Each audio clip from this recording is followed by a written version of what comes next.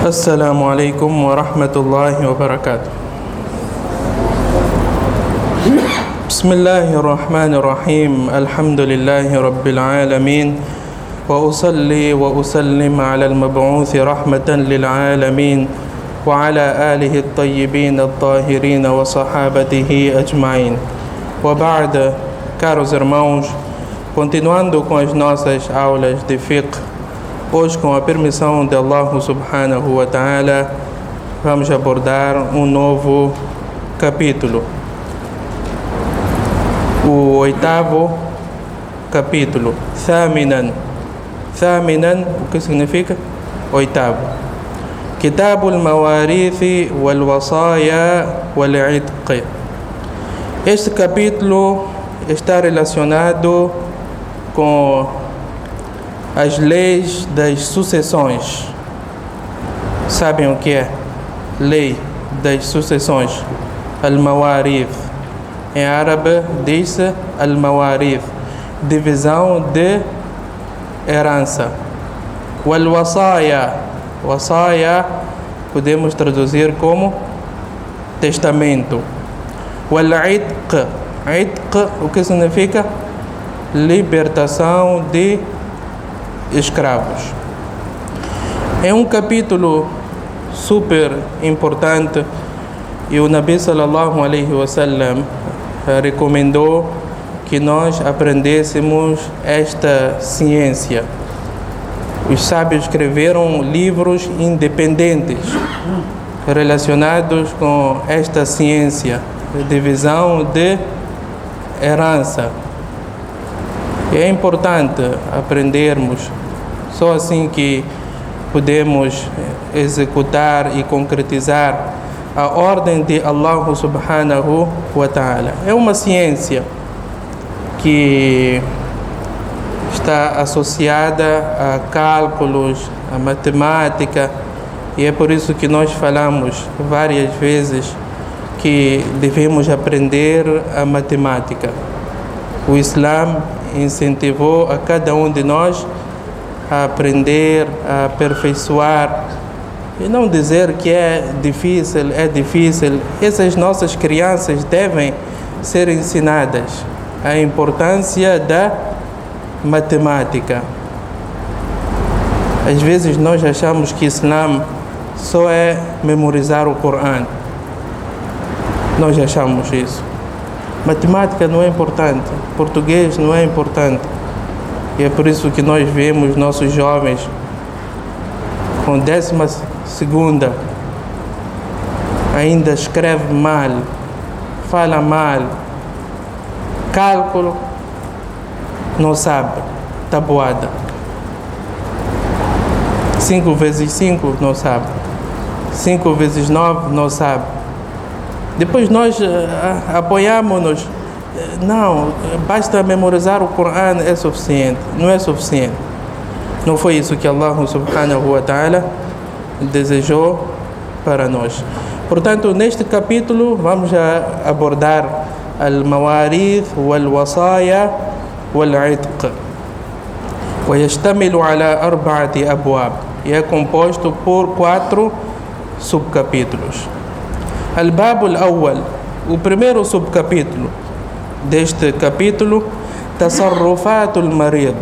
Tasarrufat al-Marid. O que significa Tasarrufat al-Marid? É a decisão de um doente. A decisão que um doente toma. O compromisso que um doente efetua. Será que é levado em consideração ou não é levado em consideração?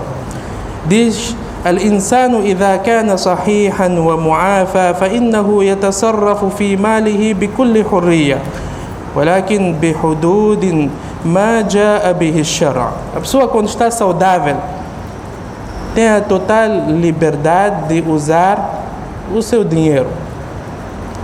Se ele decidir que quer trazer um novo carro diariamente, alguém pode dizer que é haram? Ninguém. Se ele decidir que diariamente eu quero usar uma roupa nova, 365 dias, não repete. Alguém pode dizer que é haram. Aliás, consta que Imam Malik, rahimahullah, não repetia a roupa. 365 dias não repetia. Era uma pessoa que tinha posses. Então, não é haram. O importante é não incorrer na extravagância.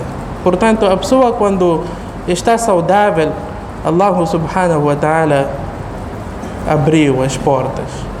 Usa o seu dinheiro, desde o momento que não seja no haram e na extravagância. Amma idha kana maridan, mas a partir do momento que ele adoece, então já existem restrições. E dividiram o doente em três categorias.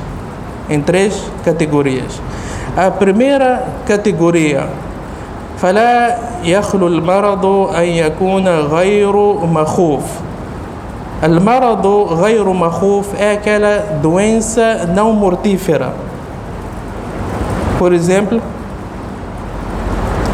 كوجع الضرس والأصبع والصداع, como dor de dente, dor de cabeça, dor de um dedo.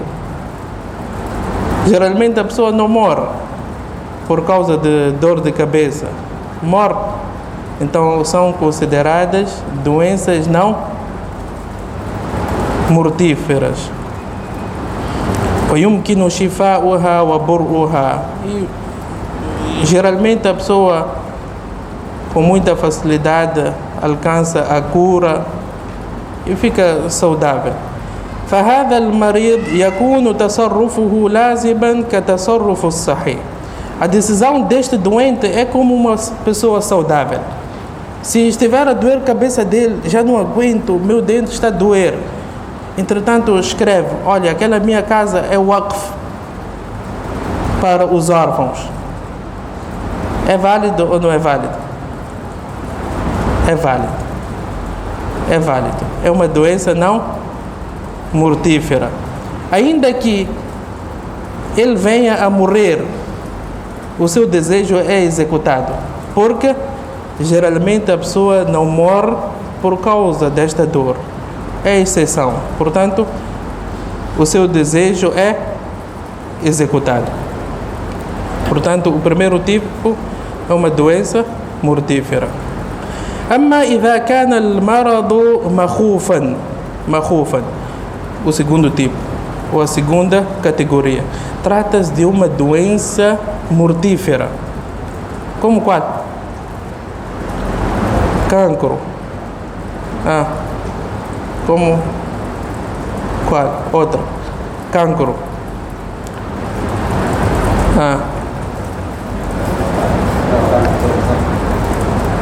Ataque de coração, geralmente a pessoa morre logo. Não tem tempo. Estamos a falar de uma doença que conduz gradualmente a pessoa. Como? Cólera. Cancro, talvez o último estágio. Porque existem pessoas com cancro que vivem muito tempo. Podem viver 15, 20 anos. Cancro, talvez o último estágio. Porque existem já tratamentos. Podem não ser totalmente eficazes, mas existem. Quimioterapia. Portanto, se a pessoa sofre de uma doença mortífera, já está no último estágio de cancro, e os médicos dizem que este homem não viverá mais de 30 dias, segundo o nosso conhecimento. Eu sempre faço questão de mencionar, segundo o seu conhecimento. Quem dá cura é Allah subhanahu wa ta'ala. Cancro, existe cura para cancro. Ninguém pode dizer que não existe cura. O fato de nós não termos conhecimento não quer dizer que Não existe. Existir existe, porque o Nabi sallallahu alaihi wasallam diz: sempre que Allah subhanahu wa ta'ala faz descer uma doença, em simultâneo faz descer a sua cura. Sabe, quem não sabe, não sabe, mas que existe a cura, existe. Portanto, a pessoa já está no último estágio de cancro. Então diz: فإن تبرعاته في هذه الحال تنفذ من ثلثه لا من رأس المال. Então, ele só pode dar até 1/3 da sua riqueza.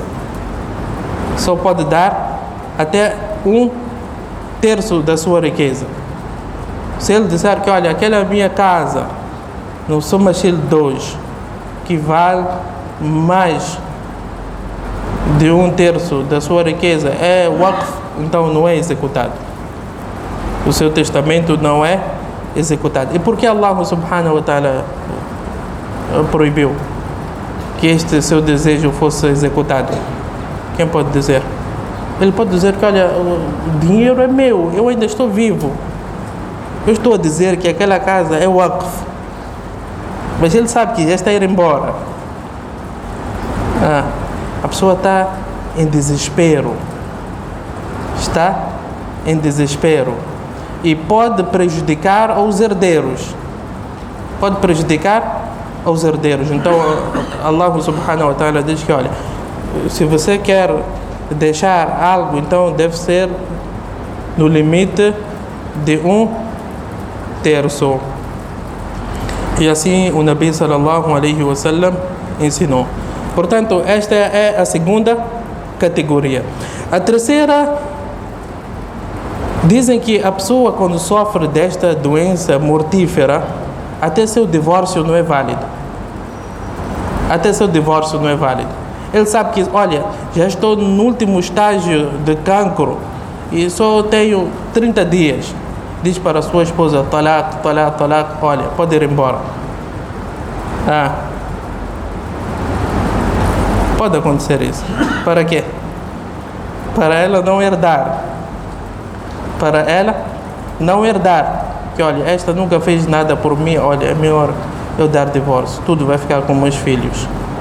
Então o Islã diz que, olha, até o talaq dele não é válido. Porque ele sabe que já está a ir embora e quer prejudicar a mulher. É a segunda categoria. A terceira categoria: amma idha kana al-maradu muzminan. Estão a ver onde está muzminan? Muzminan, o que significa? A pessoa sofre de uma doença crônica. Como qual? Diabetes. Walakinahu ghayru makhuf. Não é mortífera, quer dizer, repentinamente. Walam yalzamhu al-firash. E não está acamado. Eles até deram um exemplo aqui. Camara de açúcar. Camara de açúcar. São pessoas muito doces, mashallah, como nosso tio. Os diabéticos são pessoas doces. Não é? Allah protege a todos. Camara de açúcar e outras doenças semelhantes. Não está acamado, mas é uma doença crônica. Então diz: ففي هذه الحال تصبح تبرعاته من جميع ماله كتبرعات الصحيح. Este tem a mesma sentença que o primeiro. Ele pode dar o que quiser. Não há limite. Não há limite. Portanto, só há limite quando a pessoa sofre de uma doença mortífera. E é sabido que, olha, este homem já está a ir embora. Está claro? Está claro? Aqui é o primeiro assunto. Tasarrufatul marid, os compromissos que um doente faz ou as decisões que ele toma. Resumindo, se não trata-se de uma doença mortífera, ele tem a total liberdade de decisão. Sofre de uma doença mortífera, tem apenas até 1/3. Doença crônica, perigosa, também tem total liberdade de mexer na sua riqueza. O segundo assunto, al-wasiya. Al-wasiya é testamento. Al-wasiyatu lughatan, literalmente o que significa? Ma'naha al-ahdu ila al-ghayr, é comprometer-se com alguém. Ou al-amr, ou ordenar. E é por isso que Allah subhanahu wa ta'ala usou este termo dizendo وَلَقَدْ وَصَّيْنَا الَّذِينَ أُوتُوا الْكِتَابَ مِنْ قَبْلِكُمْ, que nós ordenamos aos adeptos do livro antes de vós. Usou este termo wasiya, وَلَقَدْ وَصَّيْنَا, ordenamos. Aqui o wasiya vem como ordenamos. Portanto, nós traduzimos como testamento. O que significa testamento? Quem pode dizer? Existem inúmeras definições. É uma oferta que a pessoa deixa para o outrem e que é executado apenas após a sua morte. Após a sua morte. Eu tenho aqui algumas definições. Apareceu aí? Ato mediante o qual uma pessoa dispõe parte de seus bens para depois de sua morte. É uma definição. É uma boa definição. Ato mediante o qual uma pessoa dispõe parte de seus bens para depois de sua morte.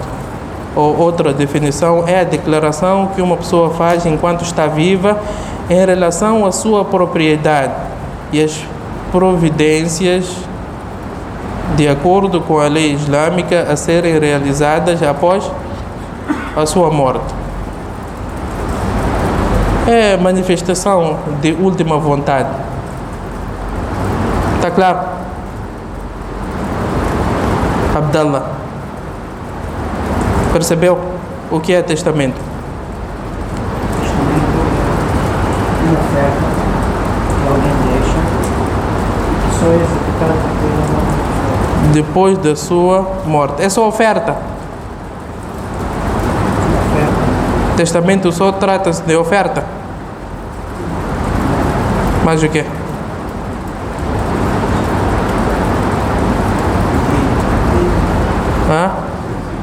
O quê? Dívida também abrange. A pessoa tem direitos com o trem, então ele registra aqui, olha, aquilo que nós fazemos quando a pessoa está aqui em frente, sempre alguém levanta, aquele que tem dívida ou alguma coisa, então contacta a família. Aquilo deveria estar escrito. Cada um de nós deveria deixar por escrito, não em aberto, porque no salat de janaza não são todos que presenciam. A informação pode não chegar. Então temos que ter o hábito que, olha, eu estou a dever o fulano, escrever. O fulano tem algo para me entregar, está-me a dever tanto, escrever. É o wasiya. Tem muito dinheiro. E sabe, dizem, se a pessoa tem muito dinheiro, deixa uma parte no caminho de Allah subhanahu wa ta'ala. Até 1/3. O wasiya só é aplicado até 1/3 da sua riqueza. E Allah subhanahu wa ta'ala diz no Corão: Kutiba alaykum idha hadara ahadakum al-maut in taraka khayra al-wasiya. Usou este termo, al-wasiya. E o Nabi sallallahu alayhi wa sallam disse: Ma haqqu mri'in muslimin yabitu laylatayni وله شيء يريد أن يوصي فيه إلا ووصيته مكتوبة عند رأسه. Diz que todo aquele que tem algo para deixar, está a dever, não pode passar 2 noites sem ter escrito diante da sua cabeça. Deve estar próximo de si, que olha, eu estou a dever o fulano. Sabem, o nosso maior problema qual é? É aqui onde manifesta-se o nosso problema. Sabem qual é? Qual é o nosso problema? É que todos nós aqui temos longas esperanças. Este é o nosso maior problema. Até o velho de 80 anos, eu já havia falado cá, ele tem muita esperança. Olha para os jovens de 20, eu hei de viver mais que este. É Shaitan. Ghurur. O trabalho do Shaitan é de colocar ilusão. Ghurur é isso. Ilusão. Que olha, eu ainda tenho tempo. Então deixa as coisas andar. Quando morre, deixa problemas. Por causa deste mesmo ponto. Portanto, o Nabi sallallahu alaihi wasallam recomendou-nos a escrever o testamento. Na África do Sul, Jamiatul Ulama até já tem feito. Temos que elaborar nós cá. Já tem feito. O nome, quer deixar para quem está a dever a quem. Ele já tem um formulário para facilitar as pessoas. Então a pessoa só preenche. Temos que fazer, inshallah. Então diz: يجب على المسلم أن يدون ما له وما عليه من الحقوق في وصية يبين فيها ذلك. Diz que o crente deve ter escrito o que ele está a dever e o que as pessoas estão a dever a ele. تستحب الوصية بشيء من المال. É recomendável a pessoa deixar um testamento, uma caridade, até 1/3. Esta aqui é a sua riqueza. O resto é herança, não é seu dinheiro. E é por isso que aqui vê: Inna Allah tasaddaqa alaykum bi thuluthi amwalikum inda wafatikum. Que Allah abriu uma porta para vocês. Que olha, vocês estão doentes, já estão prestes a morrer. Allah deu oportunidade de você ainda aproximar-se. É tua riqueza. Porque esses seus filhos, você não sabe o que farão. Cada um, quando o pai morre, a maior preocupação é a herança. Eu quero minha parte. É por isso que nós vemos irmãos a disputarem. Não falam uns com os outros. Herança. Isso é meu. Até esquecem que o pai acabou de falecer. Não há dor. Nós queremos nosso dinheiro.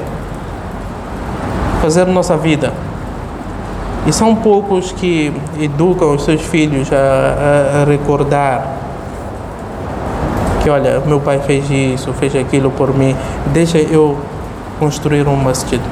Quantos ricos cá na sociedade que você conhece e construíram um masjid em nome do pai? Quantos? Esses nossos ricos que conseguem pagar 3 milhões de dólares. São poucos.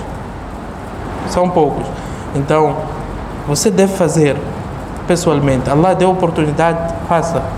Não espera de seus filhos. Jawazul wasiyati bithuluthi fa aqal. Dissemos que o testamento só pode ser até 1/3. Consta que um sahabi queria dar toda a sua riqueza no caminho de Allah subhanahu wa ta'ala. O Nabi sallallahu alaihi wasallam disse para ele: olha, não faça isso. É muito melhor você deixar a sua família independente, bem, já tem casa, mashallah, já tem uma loja, do que você deixar a sua família pobre pedindo às pessoas caridade. Não é isso que o Islã incentiva. Dar tudo. Não, sua família também. E é por isso que o Nabi sallallahu alaihi wasallam disse para este homem que, olha, não entrega tudo. Outra regra, que o testamento não serve para herdeiro. Estão a perceber? Naquele nosso primeiro assunto, tasarrufatul marid, existe um grande problema também. Existem muitos filhos, há muitos problemas cá, onde um dos filhos, o mais esperto, não sei se é esperto ou inteligente, diz que, olha, papá, antes de morrer, poucos minutos antes de morrer, diz que aquela loja é para mim. Acontece ou não? É válido? Não é válido. Existem pessoas que estão a viver desta forma, injustiçar aos outros irmãos. Não tem validade aquelas palavras. Ele já estava à beira da morte, não tem validade. O mesmo sucede com o testamento. O testamento não serve para quê? Para os herdeiros. Os herdeiros, Allah subhanahu wa ta'ala já dividiu para eles. Que olha, isso é para ti, isto é para aqui, é menina, é filha, tem esta porção, é rapaz, tem esta porção. Não há para herdeiro testamento. Tuhramul wasiyya bi amrin fihi ma'siyah. É haram executar aquele testamento cujo conteúdo é haram. Como qual? Um cinema aconteceu, que Allah perdoa ele. Que olha, após a minha morte devem construir um cinema. Pode executar? Não pode, é haram executar este testamento. Agora, um assunto muito importante: ele não pagava zakat, era rico, não pagava zakat, não fez hajj, tem kafarat, tem dívidas com Allah subhanahu wa ta'ala. Então tudo isso deve ser pago antes de executar seu testamento. Estão a perceber? Antes de executar seu testamento deve pagar zakat de 10 anos que ele não pagou. Hajj, mandar alguém fazer hajj, era obrigatório e o pai não executou.